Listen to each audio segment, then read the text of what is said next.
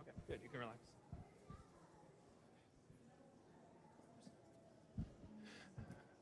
Good morning and welcome to the Unitarian Universalist Church of Arlington. My name is David Mann and I'm the director of music. My pronouns are he, him. I'm so excited to introduce our junior choir who's going to sing for us today. We have 3 soloists, and those people are Penelope and Emerson and Billy, who are going to sing together.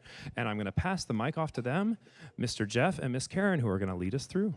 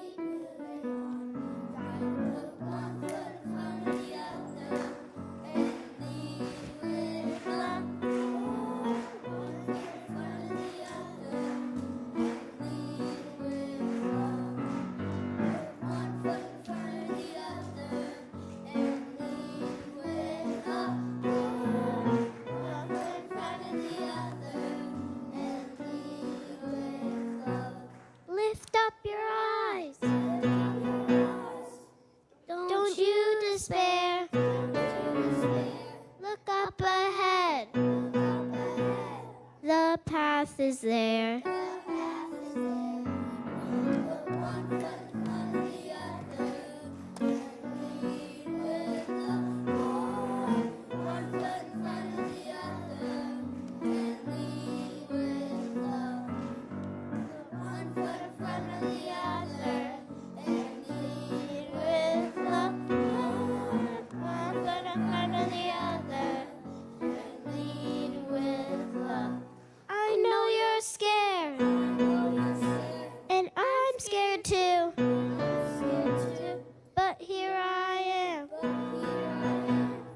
Next to you.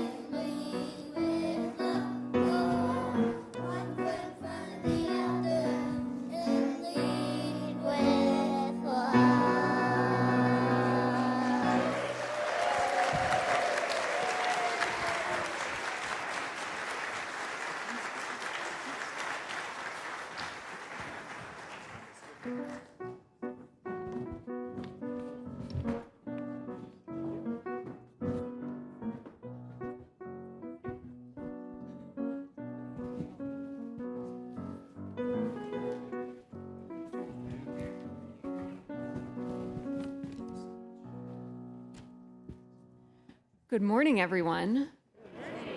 Welcome to what I saw someone on the internet call wrong coat season.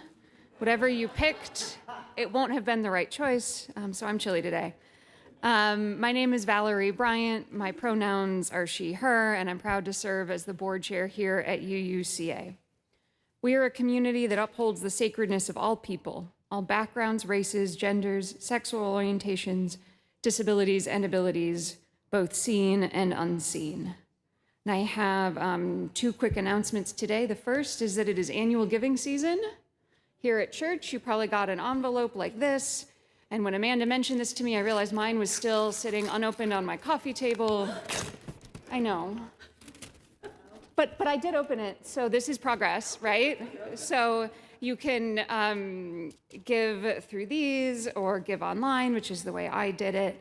So please check your mailbox or your coffee table or your stash of use this as a bookmark, and update your pledge for next year. The second announcement is that we have an ongoing church survey. We do this every 2 years to kind of check on the health of the congregation and make sure that we know who you are so that the church can serve those of us who are here. It should be in your inbox.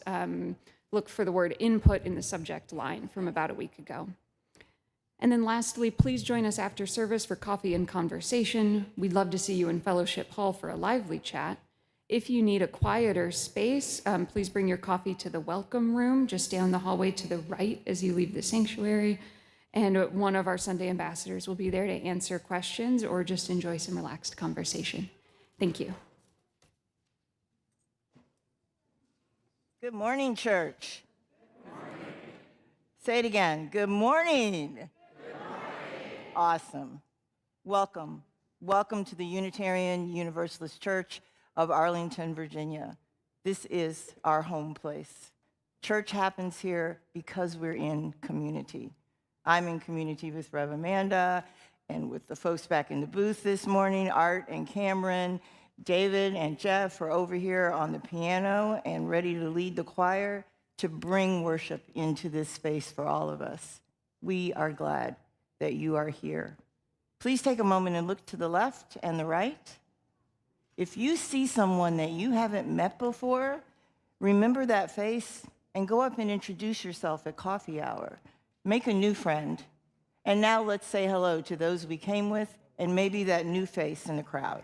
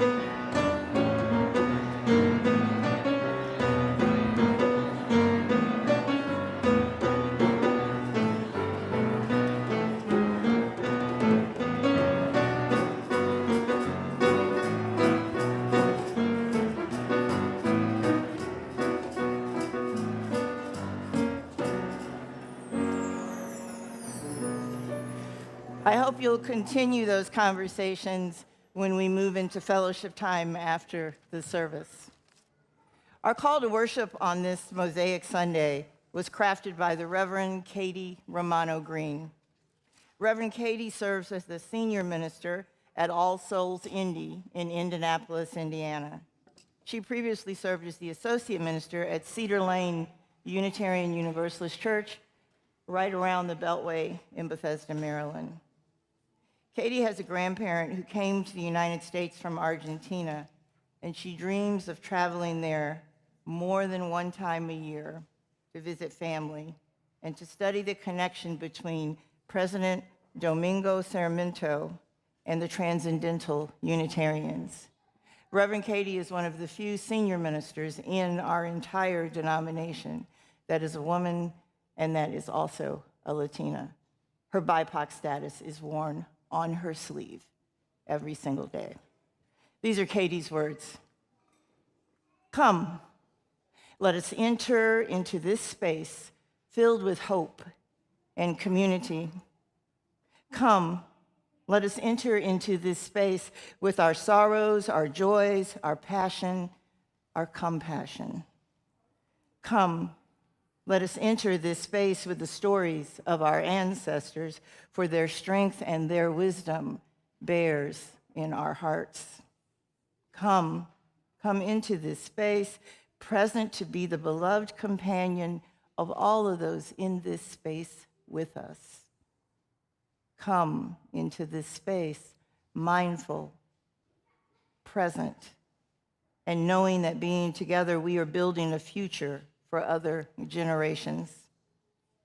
Come into this space as we begin worship together this morning.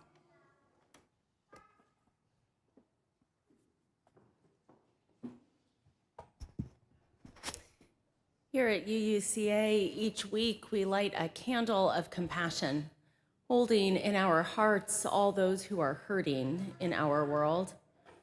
Today in particular, I am holding the Jewish community of Detroit, Michigan, and people around the world who have experienced violence and fear because of anti-Semitism and because of the layers and movement of hate in our world. I also hold the community of Old Dominion University and all who experience the threat and reality of gun violence in our country. Together, we send compassion and care.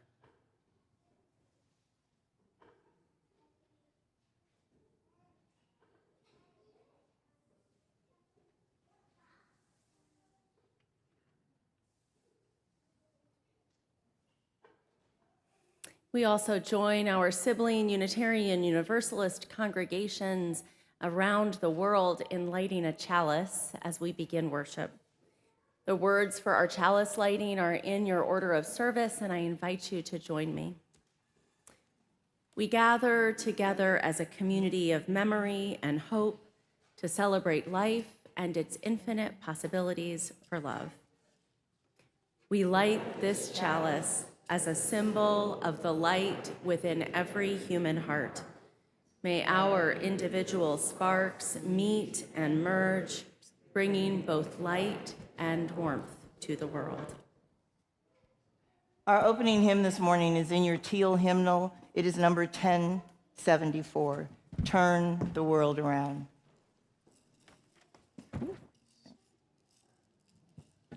Let's rise together in singing this. Here we go.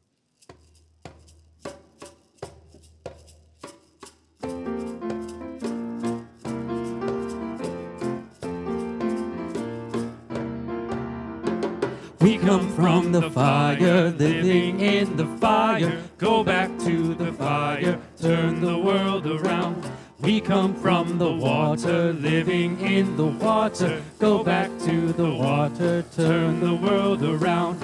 We come from the mountain, living on the mountain. Go back to the mountain, turn the world around. Whoa, so is life. So is life. Whoa, so is life. So is life. Do you know who I am? Do I know who you are? See we one another clearly. Do we know who we are? Do you know who I am? Do I know who you are? See we one another clearly. Do we know who we are? Do you know who I am? Do I know who you are? See we one another clearly. Do we know who we are? Whoa, so is life. So is life. Whoa, so is life. So is life. Water make the river wash the mountain. Fire make the sunlight turn the world around. Heart is of the river, body is the mountain, spirit is the sunlight, turn the world around. We are of the Spirit, truly of the Spirit, only can the Spirit turn the world around. Whoa, so is life. So is life.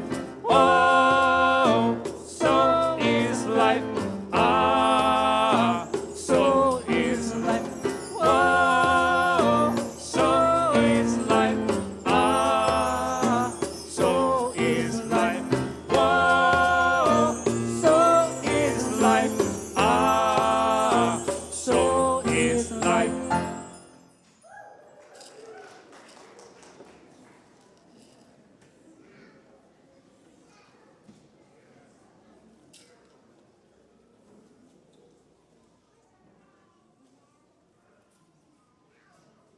all my problems.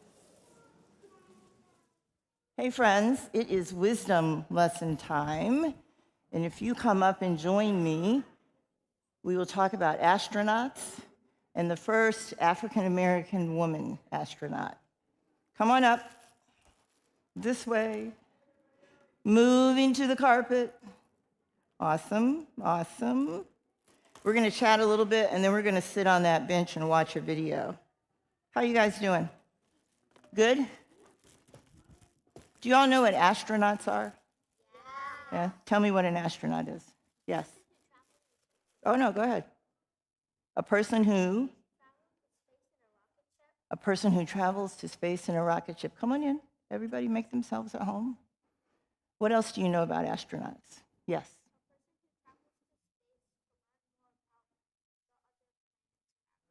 To learn more about the other planets around them. Yes. So who gets to be an astronaut? Anybody?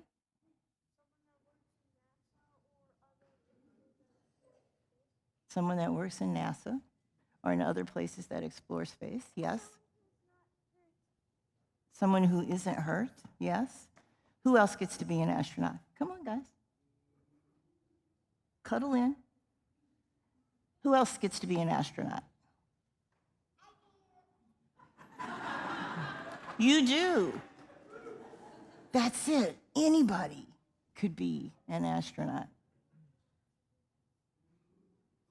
Anyone who wants to be an astronaut. Do you think it's hard to become an astronaut?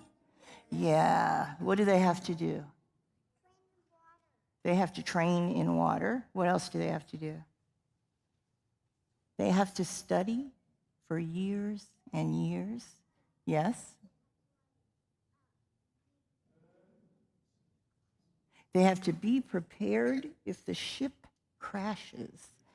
Well, that's a little scary, but they do have to learn how to be patient, how to be kind, and how to be prepared for emergencies if they come up.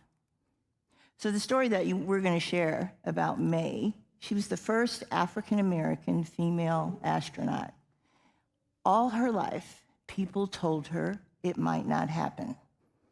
She might not get to be an astronaut. She couldn't go to the stars. But May proved them wrong. So as we watch the film, I want you guys to share these stars and think about that anybody has the chance to be, you can pass that around, to be an astronaut if they're willing to work hard, study hard, and I'm going to let you take the bag and then pass it, and then follow their dreams. Yes. You got that book at your school? Do you guys know this book? May Among the Stars? Okay.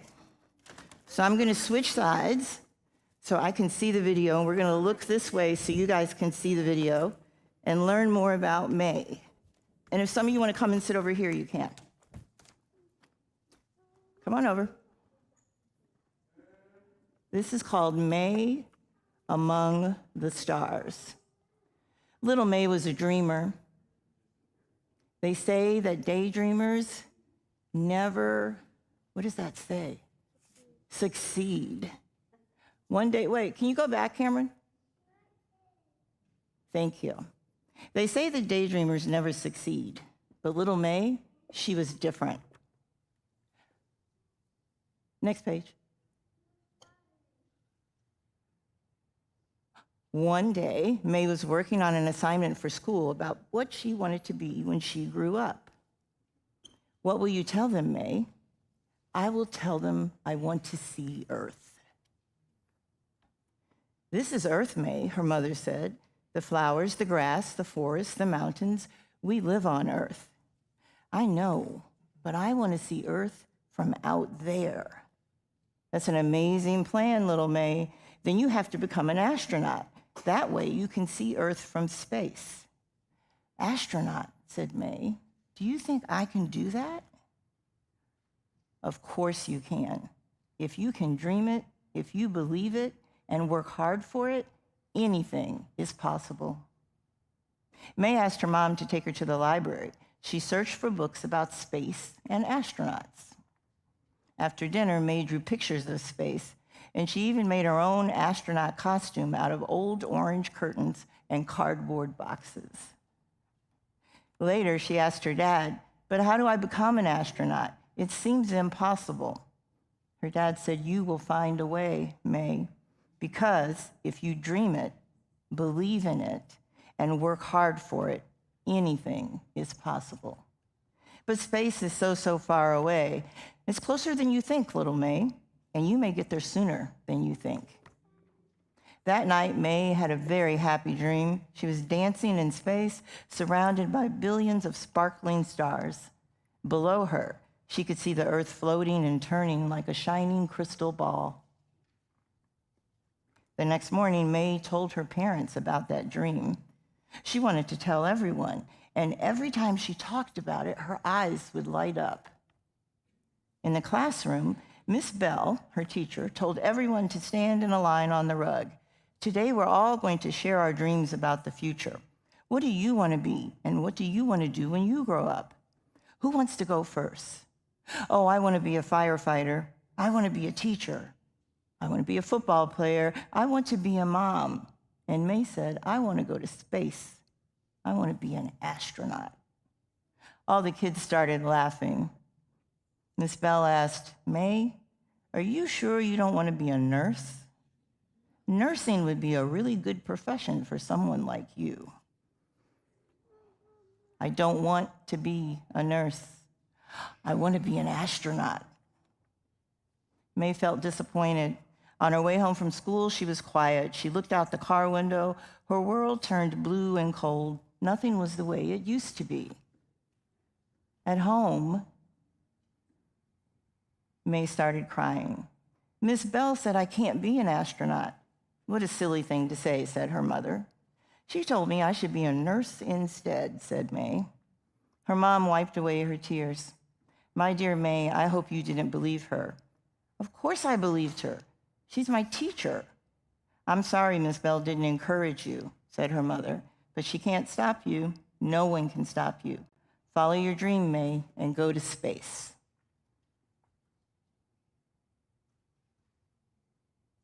Next page.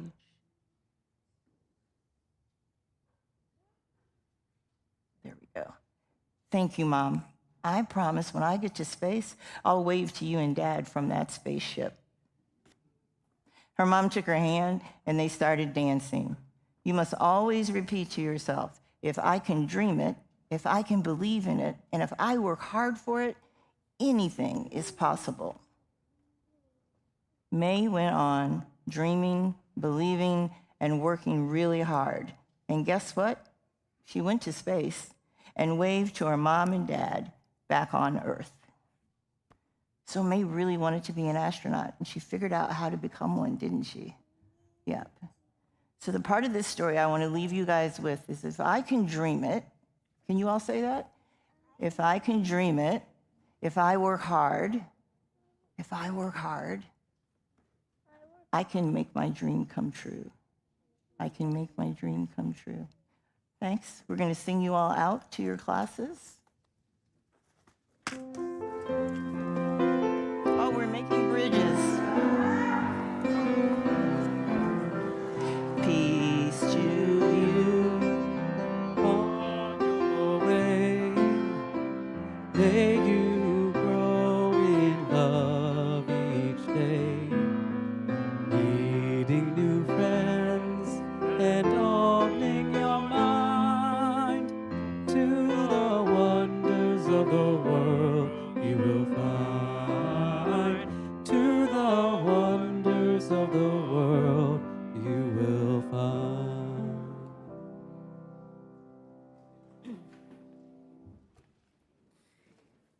I particularly enjoy watching some of our taller parents and teachers making their way through that arch.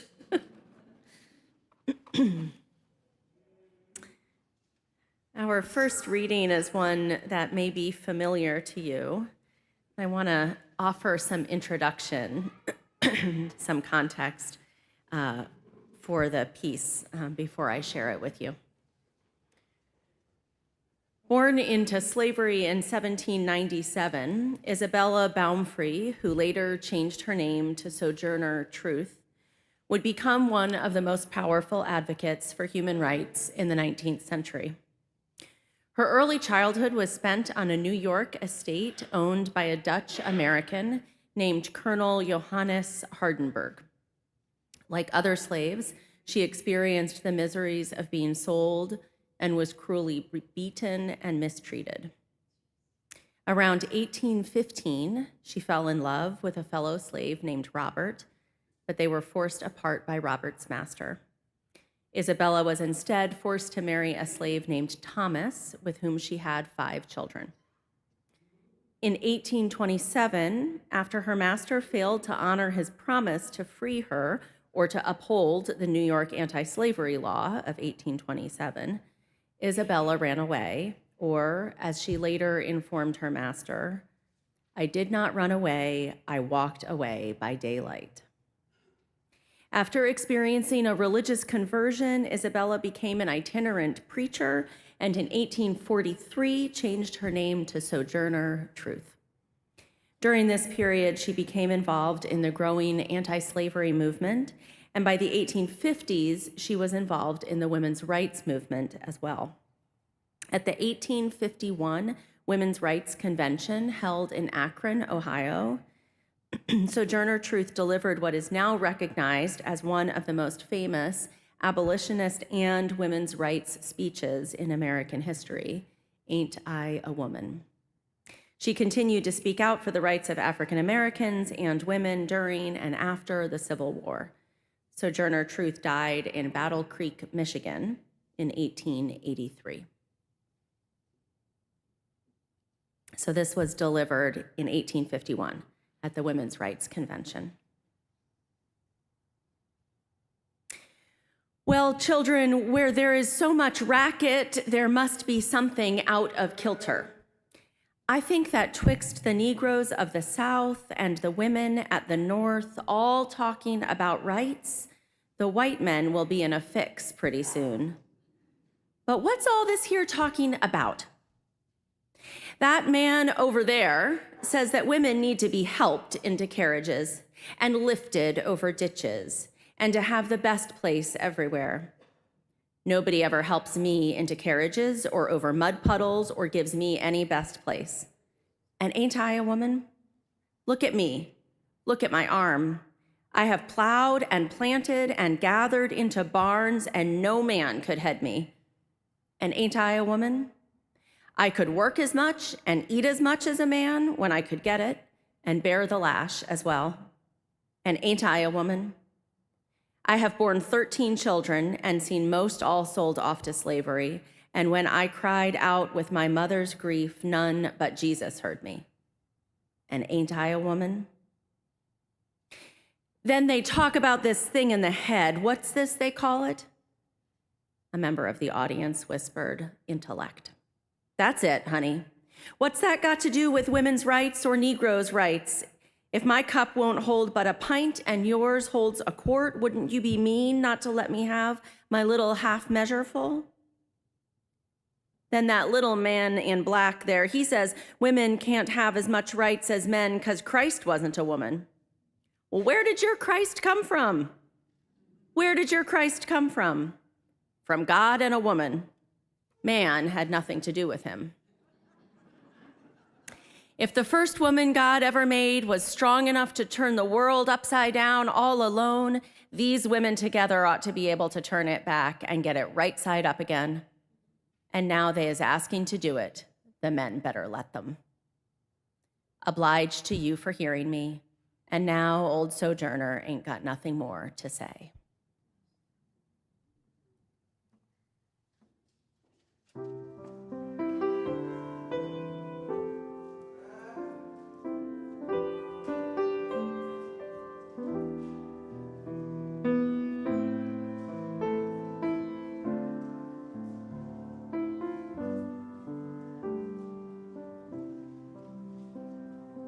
Fuente de amor, ven hacia mí y al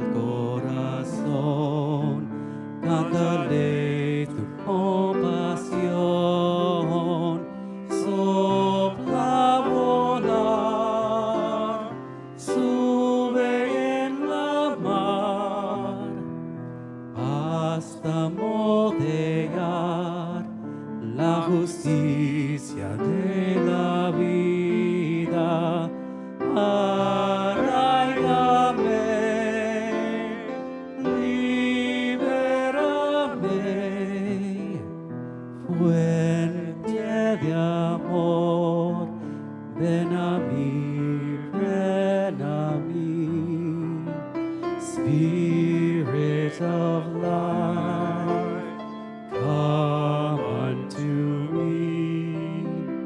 Sing in my heart all the stirrings of compassion. Blow in the wind, rise in the sea, move in the hand, giving life the shape of justice. Roots hold me close, wings set me free. Spirit of life, come to me, come to me.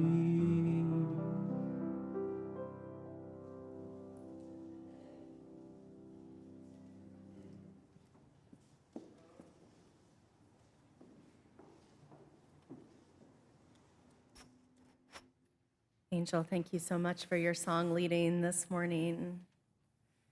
Good to be surrounded by music today. Here at UUCA, we share our gifts with the world around us. Every Sunday morning, we share our collection, our Sunday offering. 70% of it goes out to partner organizations in Arlington and beyond, and 30% stays to support the mission of this congregation. As Val named during the board welcome this morning, this month, we are thinking particularly about the mission of the congregation, about what it is that we are hoping to do here, about what we hold as important and what we seek to build. This year in our annual campaign, we are describing our hope to rise to our mission and inviting folks to step up their pledging or to jump up, as I got to demonstrate a couple Sundays ago. And we're inviting people to think about the reasons for their giving, about the people here at UUCA, the volunteers, the staff, the lay leaders, the children, about the people that we serve, about the place here at UUCA, our building, the way that we're able to share it with the community.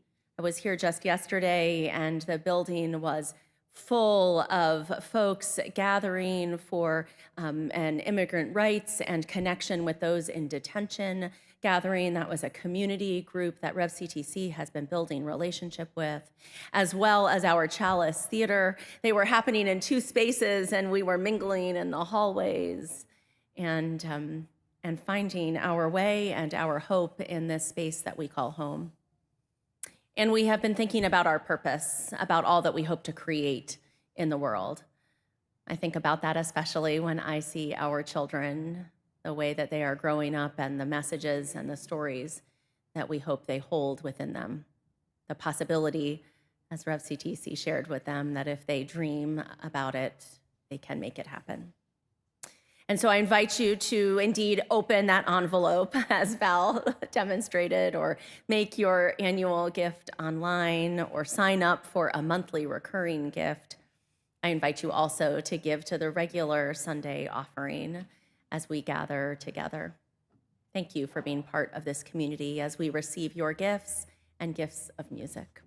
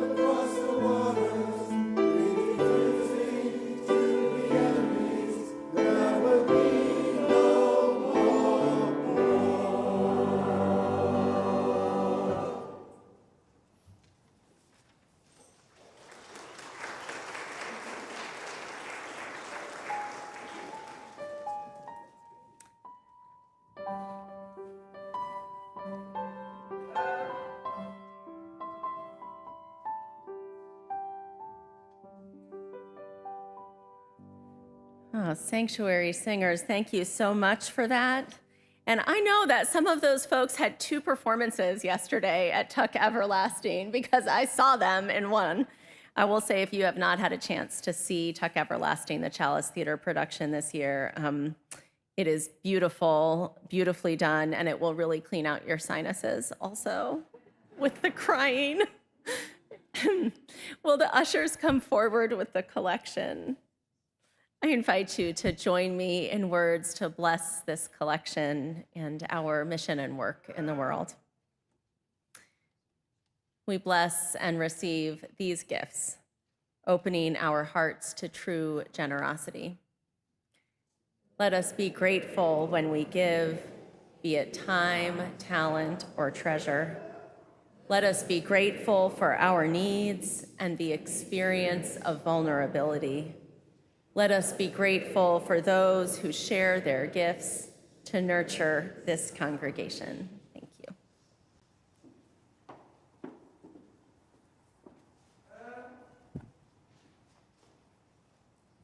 Our second reading this morning is called Generous Assumptions.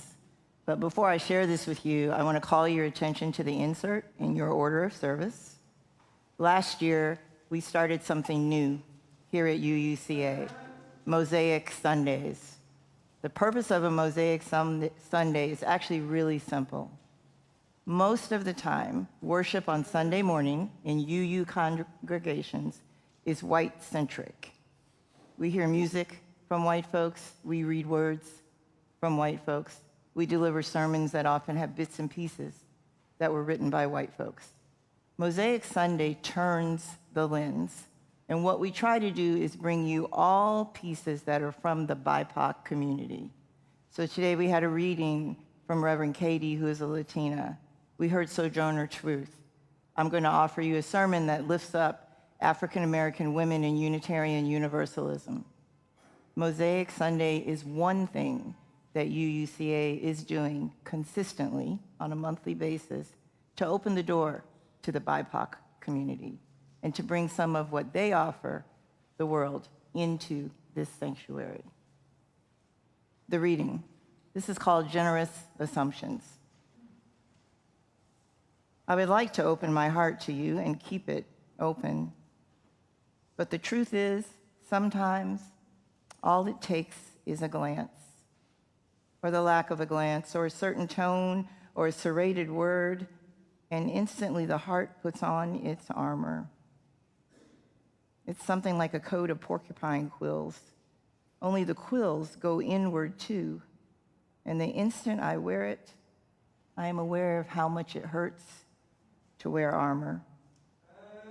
How in that moment when I seek to protect myself, I wound myself. How in that moment when I seek to protect myself, I keep wounding myself. What if I believed you're doing the best you can considering the forces that have shaped you? What if I listened past your words, looked through your actions to see how you too feel threatened? The Buddha says we are always moving toward or away from freedom. Could I, in that moment before the prickly coat has started doing its prickly armored work, could I move toward freedom by refusing to put the armor on? Could I choose instead the silken robe of generous assumptions, the one that allows for compassion, connection, even kindness toward you and myself? Already, just thinking about it being possible, I notice a softening, a curiosity about how I might change not you, but change myself. Already I feel how fluid this new robe is, how gently it swirls around me, how strong its fibers are, how freeing it feels. Cool and breezy, this new robe, this gift to myself and my spirit.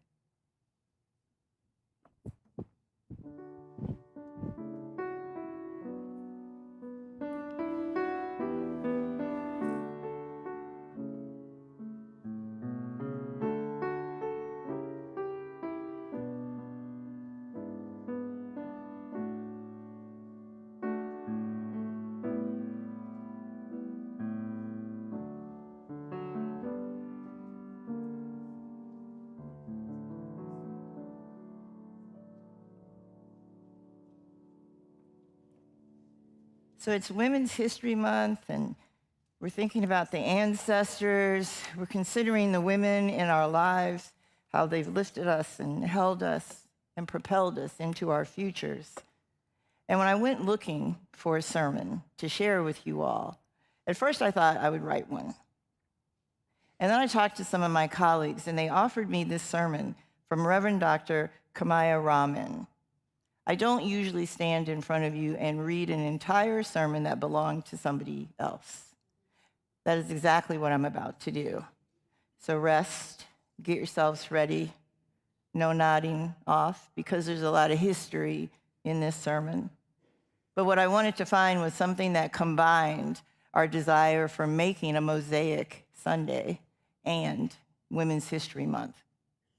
And what I came up with was this sermon that was written by Dr. Kamaya A. Rahman. First, a bit about her. She's a Unitarian Universalist minister that resides primarily in St. Croix, Virgin Islands, and serves the UU Fellowship of St. Croix. She finished that service in 2018. Inspired by the interfaith and social justice witness of Unitarian Universalism, Reverend Rahman devotes her primary research to the richly diverse narratives of Black UU women and girls. She's conducted research on violence against women in Ghana, South Africa, and here in the United States. She challenges us to expand our scholarship on the presence of UU Black Indigenous people of color, BIPOCs. She was the men's lecturer in 2020 and presented 3 lectures on Black UU women and Black UU clergy women. Dr. Rahman is the author of The Rough Side of the Mountain, Black Women's Ministries in Unitarian Universalism, and she's published several essays on Frances Ellen Watkins Harper, a Black female Unitarian abolitionist, author, and activist in the 1800s. She earned her bachelor's in education and a master's of social work from the University of Michigan. She has a master's of divinity from Meadville Lombard Theological School and a doctorate of arts from Clark Atlanta University. That doctorate is in Africana Women's Studies. She has 3 children and 2 grandchildren. This sermon is called In My Sister's Gardens, a celebration of Women's History Month. It was delivered at General Assembly in Quebec City in 2002. She starts, I need me some sheroes, women that hold up half the sky, women who are not afraid to claim their place in the world, who speak out and fight against injustice because it is the right thing to do. I need me some sheroes like Frances Ellen Watkins Harper, born in 1825, involved in not 1 but 5 movements: abolition, suffrage, temperance, the children's movement, and the literary movement. She was a member of the First Unitarian Church of Philadelphia. Harper was one of the first paid lecturers hired by abolitionist societies to lecture and represent anti-slavery organizations around the country. I needs me some sheroes like her. Harper spent 2 weeks with the wife of John Brown to provide emotional support to Mrs. Brown during her husband's trial. She was a strong figure in the suffragette movement and formed alliances with persons such as Susan B. Anthony. She was the first African-American woman known to publish a short story in 1859 and the second to publish a novel in 1892. She did not live to see the fruits of her suffrage efforts. She died 9 years before women received the vote in 1920.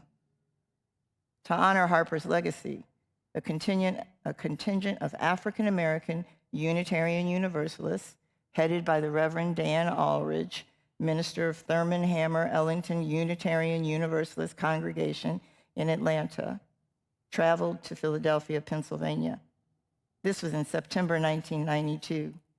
The group placed a headstone on Harper's previously unmarked grave. I needs my sheroes, like this one, Unitarian Fannie Barrier Williams, a free African-American living with her 2 siblings and parents in New York in the 1800s.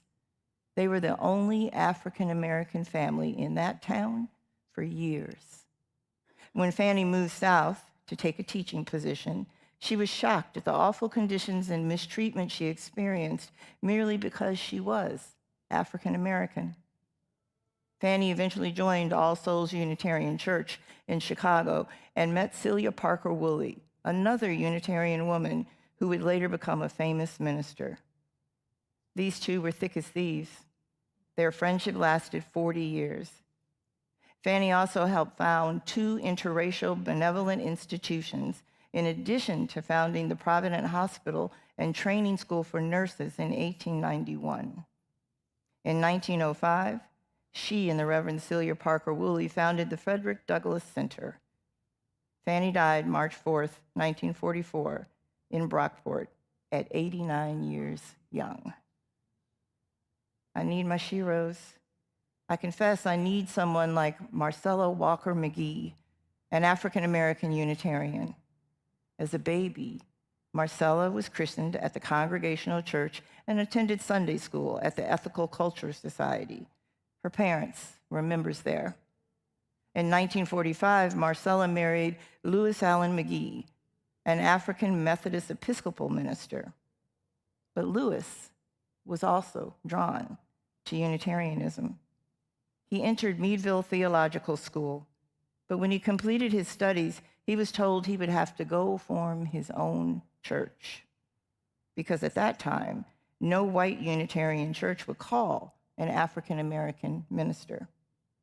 So Lewis, Marcella, and a friend formed an interracial group in South Chicago, and they named it the Free Religious Fellowship.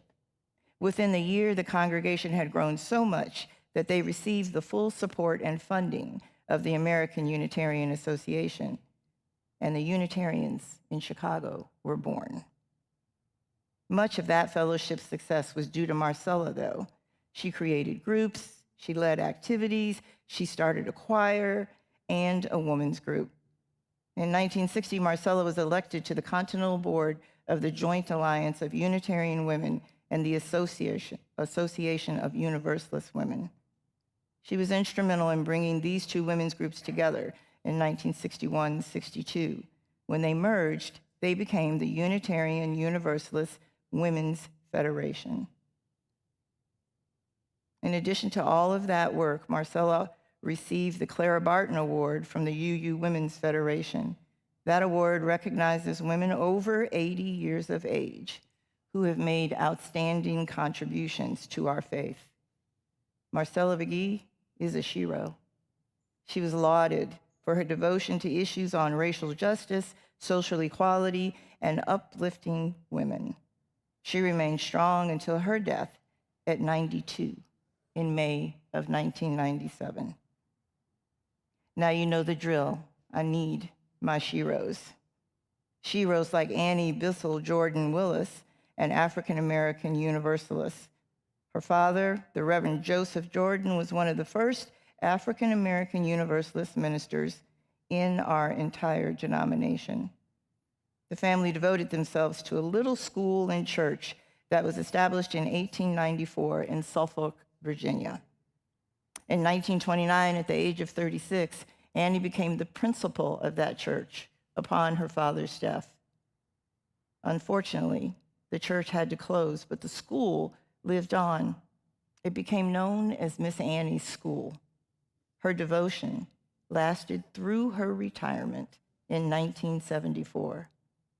Even when retired, she continued to be involved as a volunteer, always thinking about her children, the students in the school, always thinking about them. The day before she died, she spoke these words to the new director of the school: "Hold them, be good, watch out for my children." Another shero, Edna Griffin, a civil rights pioneer, and in the early 1970s, the first African-American woman on the Unitarian Universalist Association's board. Griffin was best known for leading sit-ins and demonstrations in the late 1940s. She forced the integration of lunch counters across Iowa. 3 days before her death in February 2000, Edna was inducted into the Iowa African American Hall of Fame. And lastly, one more Shero, Florida Yates Ruffin Ridley.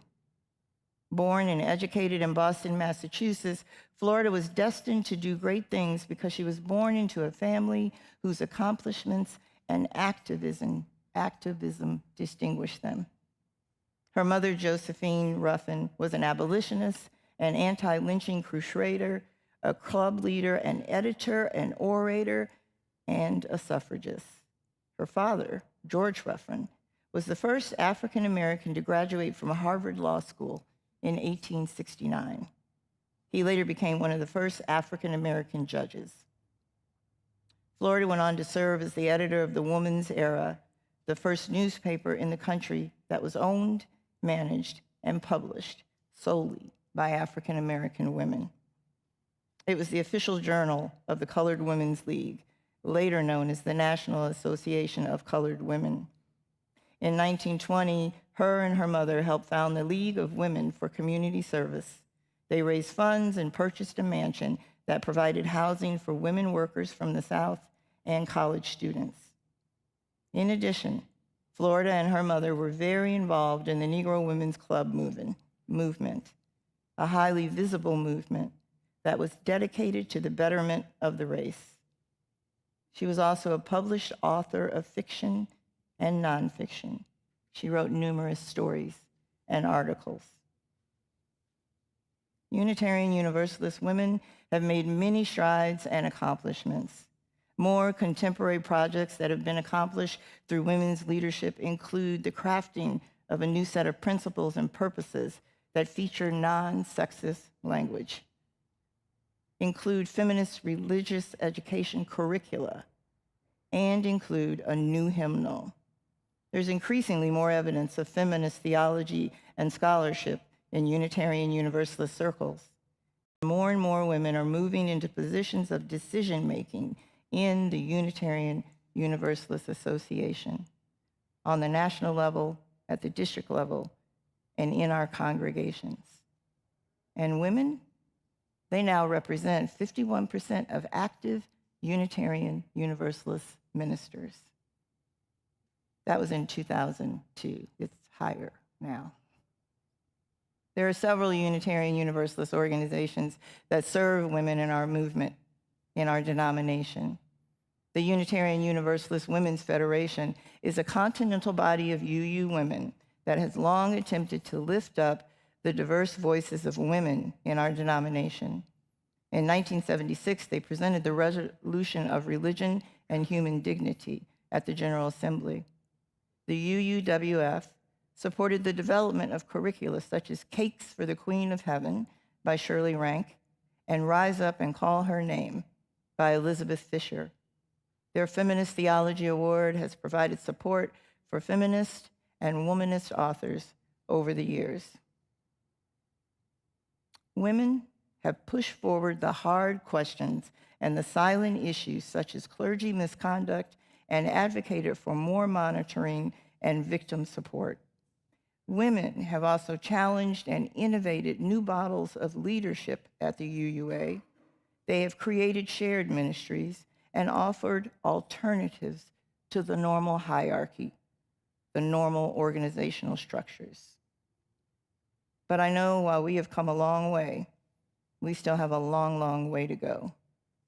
One of the major unexplored frontiers is the election of a woman president of the Unitarian Universalist Association. Along with that, we still have much work to do on institutional power sharing.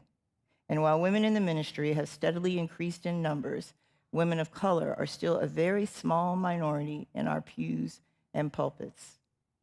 There is work to be done. Critical coalition building with women activists around social change needs to take place. Unitarian Universalist women must be connected to issues that promote justice and social change, quality education, and health care, that support the prevention of violence against our sisters, and prison reform that move us all towards deeper economic justice. We have to take our place on the front lines. We have to promote interfaith solidarity, in the United States and around the globe. We have to move deeply into issues such as peace and social and economic justice and development. I leave you with a question.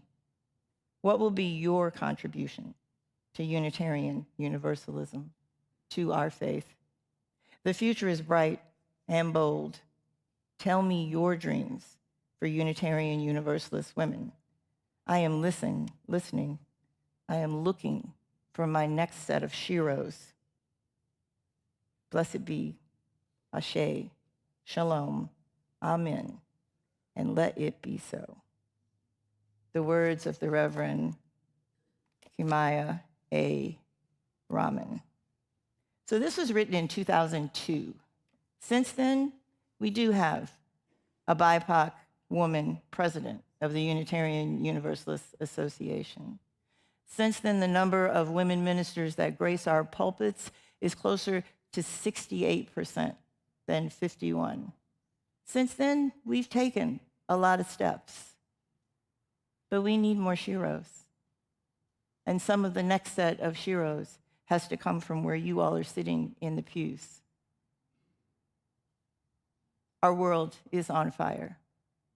Every single one of us needs to find a way to help put that fire out. Sheroes and heroes are born each and every day. Some of them are right here in front of me right now.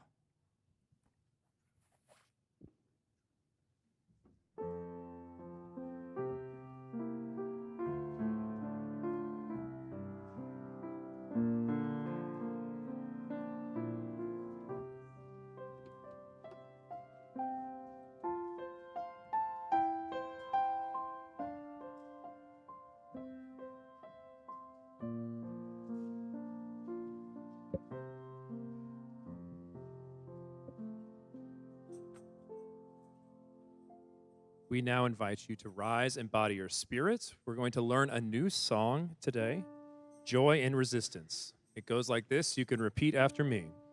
What the world needs now. What the world needs now Is joy in resistance. is joy in resistance. We will fight the good fight. We will fight the good fight. With or without your assistance. With or without your assistance. Move out of the way. Move out of the way. If you can support the mission. If you can support the mission. What the world needs now. What the world needs now Is joy in resistance. is joy in resistance. So I'll shout out the next words, and the rest are in your order of service. Sing along. 1, 2, and 3.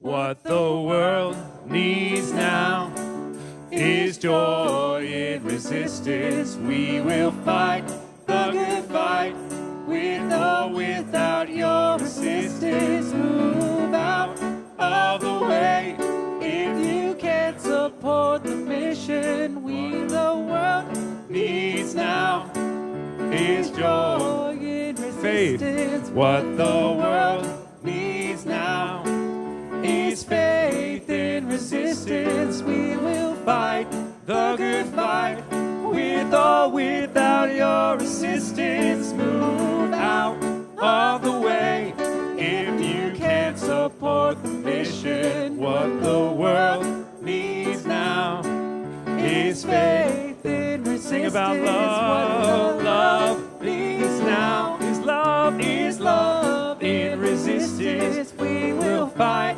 the good fight with or without your assistance. Move out of the way if you can't support the mission. What the world needs now is love, and sing about that hope. Is hope in resistance. We'll fight the good fight with or without your assistance. Move out of the way if you can't support the mission.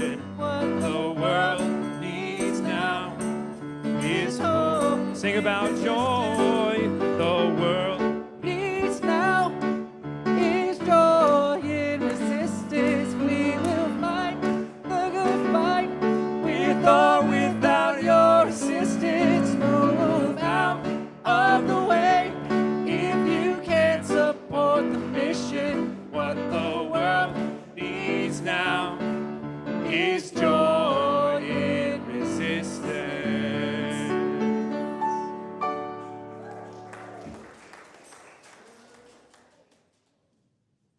That was a new one to me too, David. I really appreciate you and Rev CTC bringing that to us today.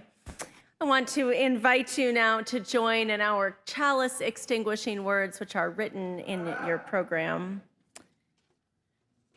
We extinguish this chalice, but not the light and warmth it represents. These we carry with us, bringing our sparks of love to the world. This benediction was crafted by Craig Rowland. Let us be that circle.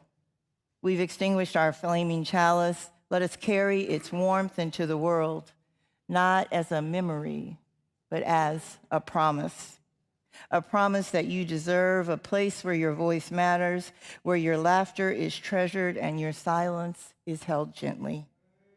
You deserve a circle that sees your scars and your strength, your doubts and your radiance, and holds them all with care. Let us be that circle for one another. Let us be a community of fierce welcome, wild grace, and radical hope. This morning, go knowing you belong, you always will. The words of Craig Rowland.